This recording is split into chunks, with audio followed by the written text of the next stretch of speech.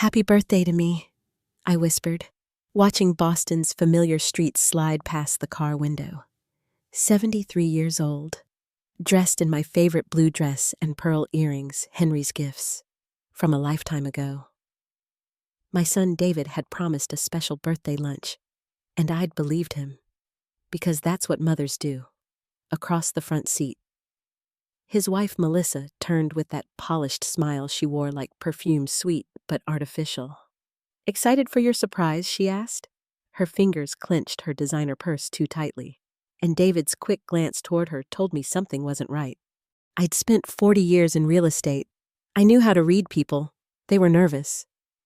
The car passed Giovanni's, our family's usual birthday spot. "I thought we were going there," I said lightly. "Change of plans, Mom," David replied, knuckles white on the steering wheel. "Something better." When we turned into a tree-lined driveway, my breath caught. Golden Sunset Retirement Community. My retirement home, the crown jewel of Wilson Properties. The company I'd secretly built after Henry died. No one, not even my family, knew I owned it. "Why are we here?" I asked, forcing confusion into my voice while my mind raced. They couldn't possibly know. I'd used shell companies, trusted lawyers. My ownership was airtight. "We've been worried about you," David said gently. "Parking, the forgetfulness, the confusion. It's not safe for you to live alone anymore." "Forgetfulness," I snapped. "I haven't forgotten anything." Melissa reached back, her voice syrupy. "Last week you called David Henry, and you lost your medication again." Lies, all of it. I'd never mixed their names, and the pills she mentioned had vanished right after her last visit, only to reappear later in the wrong place. "This is ridiculous," I protested as David came to open my door. "It's my birthday." "David, take me home." He didn't meet my eyes. "This is your new home." "Mom." They led me through the lobby. I'd personally designed fresh flowers, comfortable seating, subtle security cameras, and left me standing in what they believed was my new prison. "Mrs. Henderson will take good care of you," David said as a woman in a Navy uniform approached. I almost laughed. Rebecca Henderson reported directly to me. She'd never met me in person, only through secure calls. "Welcome to Golden Sunset," she said politely, though confusion flickered in her eyes at my family's tone. David handed her a folder. "All her records are here. The doctor's evaluation confirming early-stage dementia is on top." My blood ran cold. What doctor I demanded? I've never been diagnosed with anything. Melissa touched my hand. "Martha, remember you gave David power of attorney last year?" Another lie. I would never. But David cut me off. "We'll visit soon. Mom, get some rest." As the doors closed behind them, I stood in the lobby of the building I owned, abandoned by the son I had raised. Rebecca approached gently. "Mrs. Wilson, are you all right?" I straightened my spine. "Miss Henderson," I said evenly, "we need to talk. In private." Minutes later. In her office? My office. Technically, I unlocked my phone, the one David didn't know about, and showed her our recent email chain. Subject: Golden Sunset Quarterly Profits. My signature read Martha Wilson, CEO, Wilson Properties LLC. Rebecca's eyes widened. "You're Malene Ross," she whispered, "using my business pseudonym." "In the flesh," I said, "and I think my son just made the biggest mistake of his life." She sat back, stunned, as I explained the truth.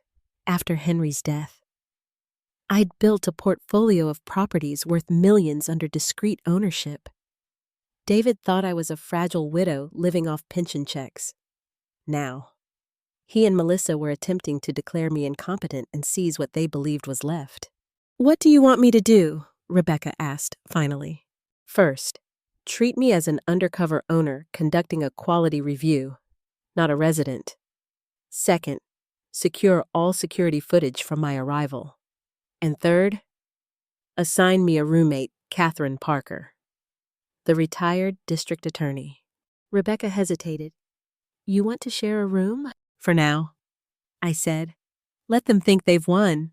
That evening, as my transfer papers were processed, I sat across from Catherine for the first time. Her silver hair was neatly pinned, her eyes sharp. "So," she said, sipping tea, "you're the confused new resident who requested me by name." "Interesting." I smiled faintly. "You could say I'm here on a special investigation." Over the next hour, I told her everything: the hidden empire, the betrayal, the forged documents.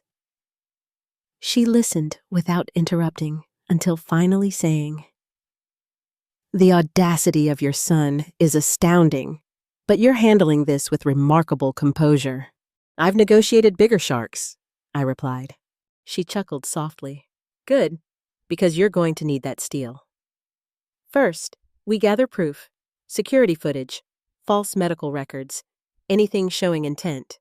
And then, she said, leaning forward, we teach them that some mothers are far more dangerous than they look." That night, I stared out the window of my new room, watching the lights of my own facility glow across the garden. Betrayal burned deep, but beneath it, a colder, stronger resolve took root. They thought they'd locked me away. They had no idea they'd only placed me in command of the battlefield. Rebecca moved quickly once she understood who I was and what had been done to me. By 9:15 p.m., the security team had archived every camera angle of my arrival, including the moment David handed over the fraudulent file. By 9:40 p.m., I had a modest room prepared in the East Wing, 2 twin beds, a window over the garden, and a roommate who could read a lie before it finished leaving your mouth. Catherine Parker studied me as I set my handbag on the dresser. "You're steady," she said. "That helps. Fear makes people sloppy." I told her I didn't have time for fear. I had a son to stop and a life to reclaim. At 7:05 a.m. the next morning, I used the facility phone booth, one I'd insisted on keeping for residents nostalgic for a handset, and called Miguel Santiago, head of security for Wilson Properties. He had built his firm with my early seed money and understood discretion better than most lawyers. "Mrs. Wilson," he said, voice clipped and calm. "Tell me what you need." I gave him 3 tasks. Deploy a team to my home to log every item David and Melissa touched. Connect my private interior cameras to a secure mirror feed, and place an observer outside the jewelry district in case Melissa grew bold.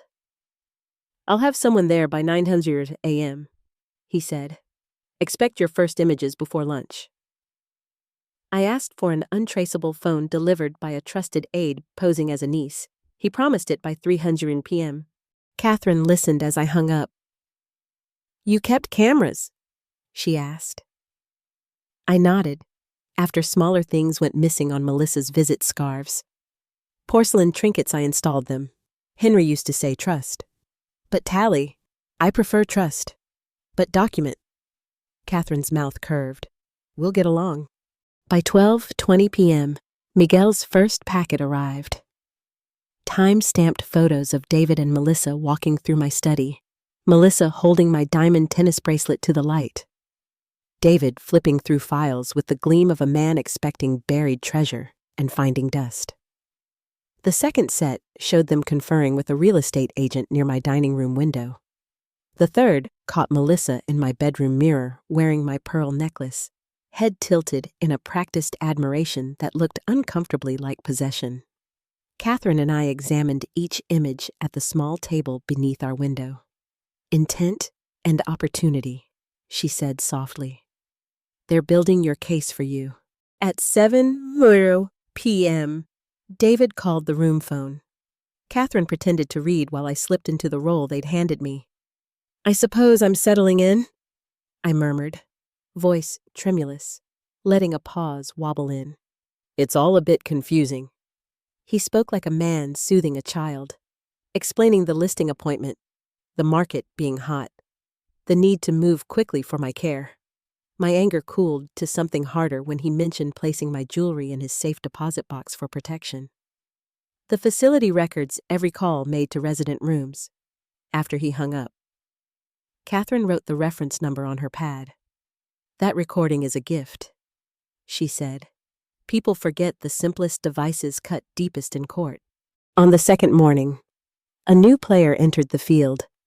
Jenny, 18 and grave-eyed, arrived with a hug that belonged to the girl who'd baked apple pies with me at 14 and laughed when the crust failed.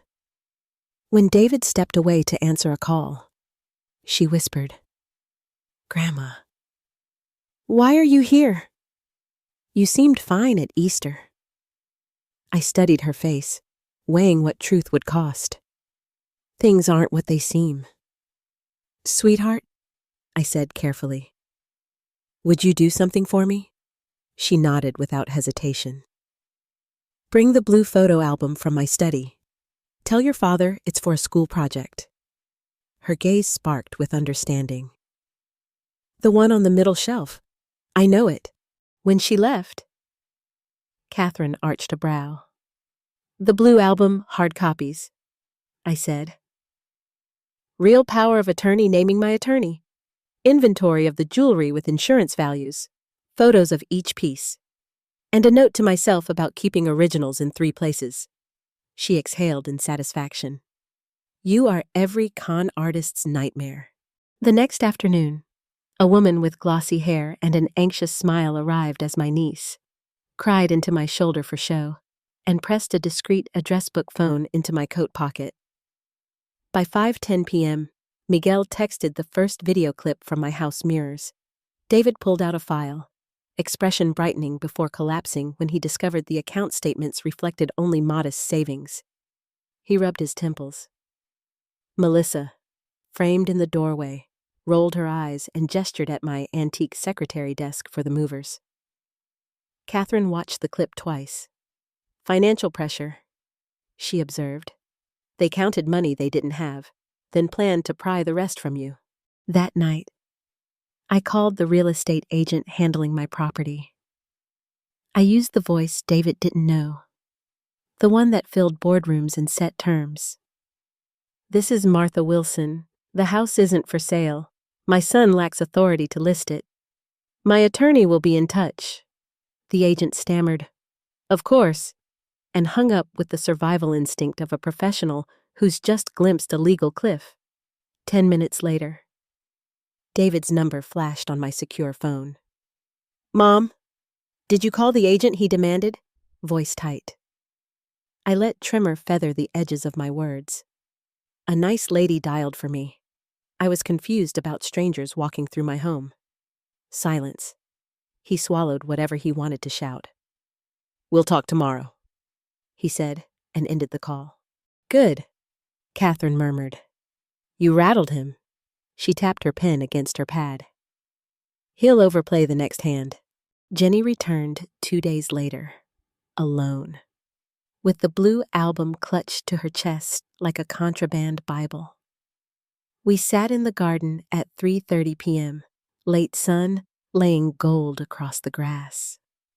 When I told her the truth, my ownership of the facility, the falsified diagnosis, the forged power of attorney shock gave way to a clean, righteous anger I recognized from Henry when someone tried to bully a neighbor.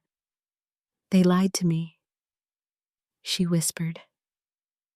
"They said you couldn't tell our names sometimes." I squeezed her hand. People can justify anything when they feel entitled to the spoils. She promised to document conversations at home, to photograph anything they removed, to search David's office safe. "Christmas and his birthday," she said with a small, grim smile. He thinks no one notices. Catherine convened a quiet coalition. Judge Walter Simmons from down the hall, a retired banker, a former social worker, and Harriet Goldstein, a private investigator with a poker face carved from granite. Dr. Eleanor Patel, the medical director, agreed to review the so-called neurological report David had filed. Her verdict was unflinching. The assessment was nonsense, built from symptoms cut and pasted from an outdated template. She scheduled a true cognitive evaluation with an independent neurologist for 10 whole a.m. the next Tuesday. "We'll have an official report within 48 hours, she said. "You'll ace it." By then, our plan had taken its holiday shape. Thanksgiving in 2 weeks. The annual stage where David and Melissa showcased their curated success. I would request a therapeutic day pass. The facility would approve, and Catherine would drive me. Thomas Blackwell would arrive at dinner time with the real documents. We would unspool care, facts, and consequences in front of the audience David prized most. "He will try to block the pass," Catherine warned. "He'll say the crowd will overwhelm you." I nodded. "Then he will learn that the crowd is the point." On cue, he called at 6:50 p.m. when I floated the idea of Thanksgiving. He hesitated, made excuses about too many guests, then caved when I sighed and said I would spend the day alone. When he hung up, Catherine closed her notebook with a soft, satisfied snap. "He's coming to dinner," she said, "and he just RSVP'd for his reckoning." Thanksgiving morning dawned clear and cold, sunlight glinting across the maples that lined David's street. Catherine drove, hands steady on the wheel, while I sat beside her in my blue silk dress and pearl earrings replicas of the ones Melissa had stolen. The real jewels were locked in a vault Miguel had reinforced 2 weeks earlier. In my purse rested the folder that would end my son's deception. Medical evaluations, ownership records, and photographs of Melissa parading around in my heirlooms. "You ready?" Catherine asked. I met her eyes in the mirror. I've been ready since the moment they left me in my own lobby. When we pulled into David's driveway at 11:45 a.m., luxury cars filled the circle clients. Colleagues, people he'd spent years trying to impress. Melissa greeted us at the door, elegant in her designer dress, her smile brittle around the edges. "Martha," she said, "how wonderful that you could join us." She looked at my outfit, a flicker of irritation crossing her face. "The facility did a great job getting you ready. I always did like blue," I replied evenly. "It's the color of clarity." Inside, the house smelled of rosemary and roasted turkey. Guests chatted, glasses chimed, laughter floated through the living room. I moved carefully, playing the role they expected the slightly frail, confused mother. David's hand hovered near my elbow as he explained to his boss how I had good days and bad days. "Early dementia," he said with solemn precision. "We're managing it the best we can." His boss nodded sympathetically. Melissa beamed, resting her hand on my bracelet. Catherine, at my side, noted every detail with prosecutorial precision. At 1:05 p.m., the doorbell rang. David frowned, checking his watch. "Who's that?" he muttered. He opened the door to find Thomas Blackwell standing tall and calm, briefcase in hand. "Good afternoon," Thomas said. "I believe I'm expected." David blinked. "There must be a mistake." I rose from the sofa, my voice strong and clear. "No mistake," I invited him. The room stilled. "This is my attorney," I continued, "and he's here to help clarify a few things before dinner." Melissa's smile vanished. "Martha," she hissed under her breath. "This is neither the time nor the place." "On the contrary," I said, "it's the perfect time and exactly the right place." Guests began to gather. Curiosity piqued. David's boss, a dignified man named Richard, leaned back against the mantel, watching. "Mom," David said, jaw tight. "We can talk privately. We'll talk here," I said, meeting his eyes, with witnesses. Thomas set his briefcase on the dining table and withdrew a document. "Mrs. Wilson recently underwent a comprehensive neurological evaluation," he said evenly. "Conducted by Dr. James Westfield, Chief of Neurology at Boston Memorial. His conclusion: Mrs. Wilson is of sound mind and exceptional cognition for her age." He placed the report before David. "Who didn't touch it? One doctor's opinion," David said, voice wavering. "Dr. Richter already confirmed a pity." Thomas interrupted. "That no neurologist named Richter is licensed in Massachusetts." A murmur swept through the room. Melissa's hand trembled around her glass. "You're twisting this," David snapped. "We were protecting her." "By selling my house?" I asked, pulling photos from the folder Melissa wearing my bracelet, the real estate listing she'd signed, the fake power of attorney with mismatched notary seals. "By pawning my jewelry, by declaring me incompetent on paper you forged." Gasps rippled around the table. Melissa turned pale. "Those were gifts," she stammered. "You said you wanted me to have them." "Did I?" I asked, softly. "Funny. I don't recall giving away items insured for over $100,000 without a receipt." Jenny rose suddenly from her seat, trembling. "Dad, stop lying," she said, voice cracking.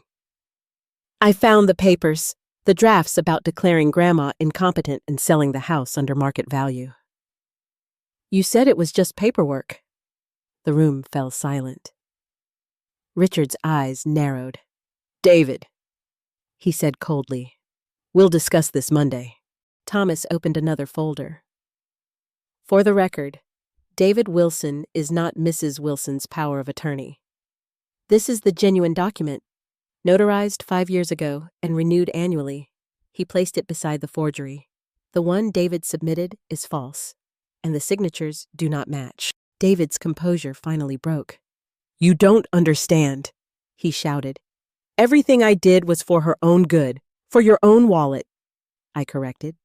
"You thought you were inheriting early. But what you didn't realize is that the facility you left me in belongs to me. I own Golden Sunset and 12 other properties across New England." The silence that followed was almost holy. David's face drained of color. "You own Golden Sunset?" he whispered. "Every inch of it," I said. "You left me in my own building." Melissa's chair scraped back. "You're bluffing. Am I showed her an email printout with Rebecca's signature. The staff reports directly to me, always has." Jenny turned to her father, tears in her eyes. "How could you? She trusted you." David's shoulders slumped. I didn't know." "No," I said quietly. "You never asked." Catherine stepped forward, her presence commanding. "Mrs. Wilson has already filed petitions to void the forged documents and report the attempted fraud to the authorities. However, she's offering you a choice. Return everything and sign a statement admitting wrongdoing, or face prosecution." Melissa's composure shattered. "You can't do this," she screamed. "You'd ruin your own son." I looked at her evenly. "No, Melissa. He did that himself. I'm simply choosing not to join him." The guests began to stand, murmuring awkward goodbyes. Richard paused at the door. "David," he said, "I'll see you in my office Monday morning." When the last car drove away, I sat at the head of the table, surrounded by cooling dishes and silence. David stared at the documents. Melissa's mascara streaked down her face. "Mom," he said hoarsely. What happens now? That depends on you, I replied. I'll offer mercy once. Take it. By Monday. They had signed everything. The fraudulent power of attorney was nullified. The jewelry returned, and the house delisted. The judge confirmed my competency and warned David sternly. Justice was done not for vengeance, but for peace. 2 months later, winter sunlight streamed through the windows of golden sunset as I sat in Rebecca's office, not as a resident this time, but as the owner reviewing quarterly reports. The new wing is nearly finished, Rebecca said, sliding a folder toward me. And occupancy's up 5% since the hearing. I nodded with quiet satisfaction. Excellent. And the advocacy program. Her face brightened. Launching next month, we've already identified residents dealing with family pressure over finances. The legal team's preparing protections. I smiled. Something good had come from my ordeal, a system to protect others who might not have the resources I did. The Martha Wilson Elder Advocacy Program would make sure no one else woke up to find their own children stealing their freedom. As I gathered my things, Rebecca hesitated. David called again. He's been checking if you're coming by. My heart tightened. You told him the truth, she said softly. That I didn't know. I thanked her and left. The cold January air biting my cheeks as I walked toward my car. Near the entrance, a figure stepped from the shadows. David. He looked thinner, humbled, dressed in jeans and a simple coat instead of the tailored suits he used to flaunt. Mom, he said quietly, his breath misting in the air. I wasn't sure you'd talk to me. You're right, I said. I wasn't sure either. We stood there in silence for a moment. How have you been? I asked finally. Honestly? He gave a short, humorless laugh. Terrible. Richard fired me. None of my old clients will return my calls. We had to sell the house for real this time. Melissa and I are separated. I nodded, absorbing it without gloating. Actions have consequences. He rubbed his palms together, searching for words. I started therapy, trying to understand why I could do what I did.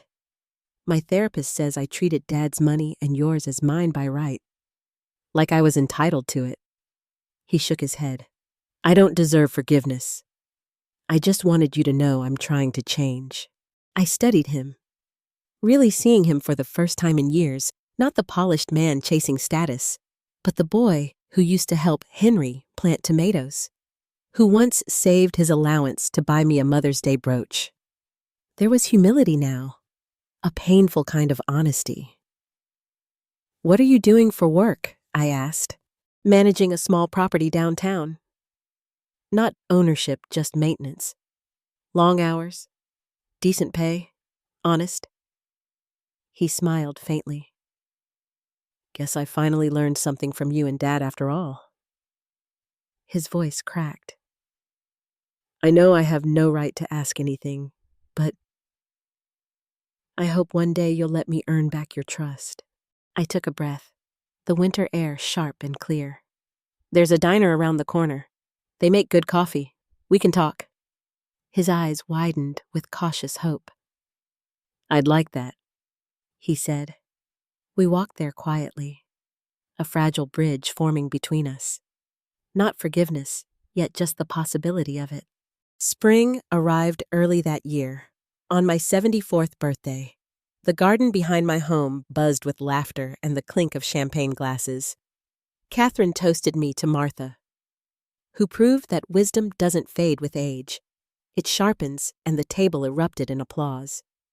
Judge Simmons, Harriet, Dr. Patel, Rebecca, even Miguel were there, and standing at the edge of it all, uncertain but present, was David. Jenny led him over, carrying 2 slices of cake. "No one stands alone on Grandma's birthday," she said, handing him one. "She makes the best frosting. You can't miss it." David smiled, tentative but genuine.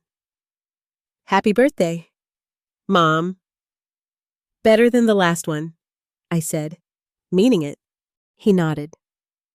"Jenny told me the advocacy program helped a woman last week. Her nephew was trying to pressure her into signing over her account." "That's why it exists," I said, "to give people like her a voice." He hesitated. "Jenny said you're expanding the company portfolio again. You'll need someone to manage the new units." I studied him for a long moment. "Perhaps. You've learned the business from the wrong side. Now it's time to learn it properly." His eyes widened. "Mom!" I raised a hand. "It's not forgiveness wrapped as a job offer. It's accountability. You'll work under Jenny. She's starting as my assistant this summer." He laughed, the sound startling in its warmth. "My daughter as my boss. Poetic justice." "Exactly," I said.